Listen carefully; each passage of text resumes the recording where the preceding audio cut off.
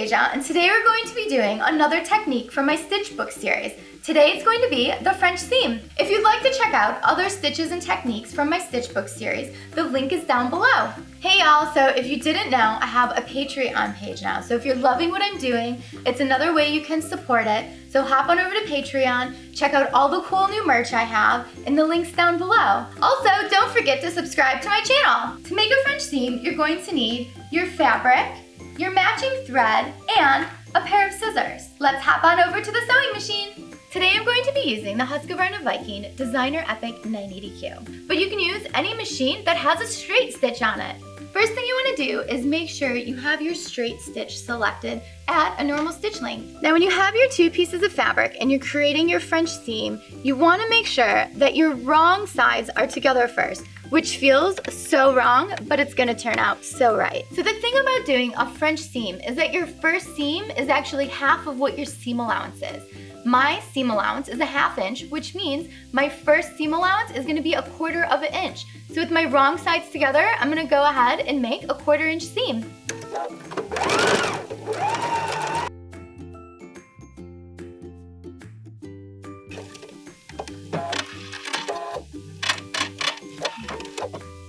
Next, we're gonna cut off half of the seam allowance, which means we're gonna cut it down to 1/8 of an inch.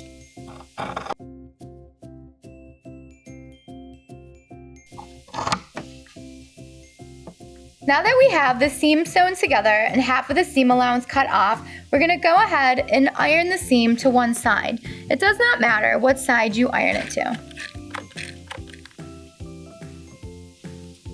After I iron it to one side, I like to flip it to the side and make sure my seam is pressed out.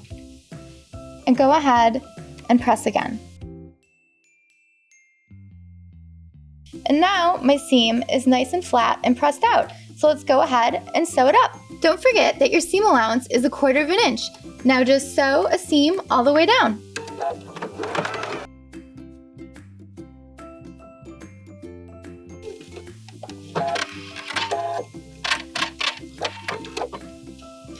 Now on the inside of the fabric, we have our French seam. It's a seam inside of a seam.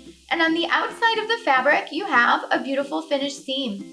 So no raw edges. This technique is also really great for sheer fabrics because that way you don't see a serge seam or a raw edge through the sheer fabric. Thanks so much for watching Sew Anastasia today. If you have any questions or comments, leave them down below. Make sure you hit that notification button so you can see all of my other videos. Make sure you follow me on Instagram at Sew Anastasia so you can check out my Insta stories and see all the behind the scenes of the daily action. You can also follow Anastasia Chatzka on Instagram. And if you're in Chicago, make sure you take a sewing class with me, or I would love to make you a custom garment.